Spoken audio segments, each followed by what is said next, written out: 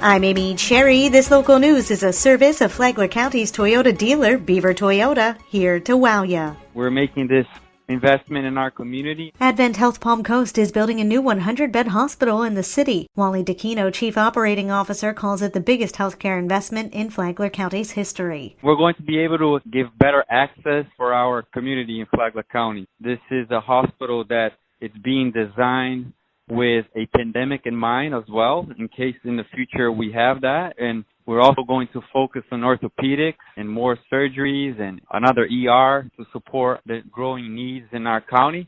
And we're betting that our county is going to continue to grow. Construction on the $100 million project on Palm Coast Parkway near Bridgehaven Drive is slated to start in September. The 4-story hospital is expected to open in late 2022.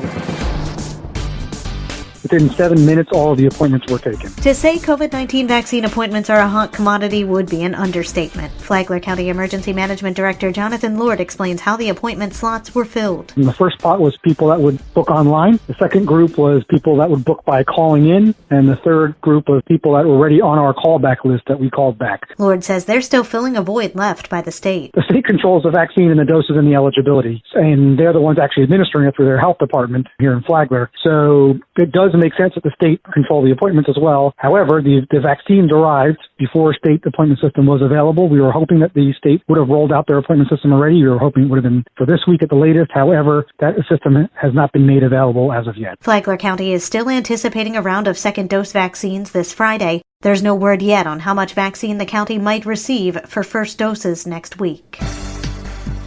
A controversial development gets the green light in Palm Coast, but it comes with some additional restrictions, as we hear from John Arking. All those in favor of the motion, please say yes. Yes. Yes. Those opposed? No. Passes 4-1. Palm Coast City Council member Eddie Branchino was the lone no vote as the council Tuesday approved the proposed Lakeview Estates development that would build more than 200 homes on the old Matanzas golf course.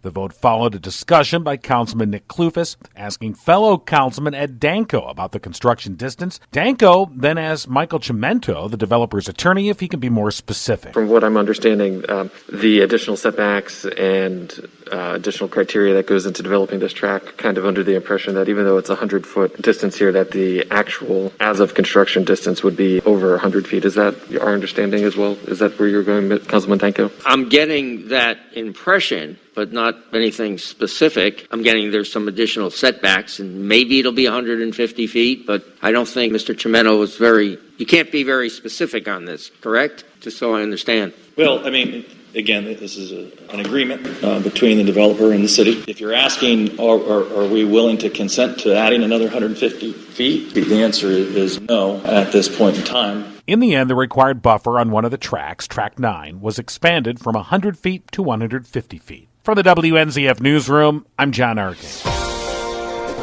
Meantime, another controversial project in Palm Coast is halted. Karen Johnson reports. After immense opposition from residents at a previous meeting, the City Council recently rejected the placing of a 150-foot telecommunications tower near homes along Palm Harbor Golf Club. City Council rejected a ground lease with Diamond Towers to construct the cell tower at 20 Palm Harbor Drive. Mayor Melissa Holland reached the item on the agenda and then thanked the residents for their input and responded. I'm actually going to yield this gavel to make a motion to reject this location, take it off our master plan list, and reject the agenda item today, which would be the lease agreement with Diamond Towers. Just before turning over the gavel, council member Ed Danko asked Holland about her decision and gave this response in return. I agree.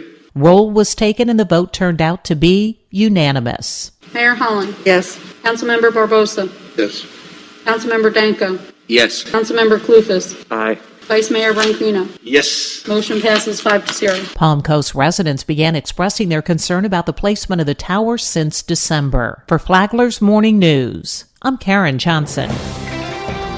What's it been like for students and teachers in the new education reality of online learning for the past year? I think I could sum it up in one word: it's resilient. Acting Flagler Palm Coast Principal Bobby Bosserdett said that COVID has changed public education and that it should not revert to its old ways. He said that he's seen many amazing things happen during the pandemic and the struggles of keeping kids focused on school. I can't tell you how impressed I am all around, from our families, students, our teachers, our staff members, administrative levels, for being innovative and finding ways to give kids access to a quality education during some very difficult and challenging times. Bosserdett calls what teachers are doing with and for students during the pandemic amazing. To listen to what's happening, download the Flagler Radio app. Tomorrow, how did students and teachers handle the transition to online learning last March? From the WNZF Newsroom, I'm Deb Albertson. And now you're up to date on Flagler's morning news.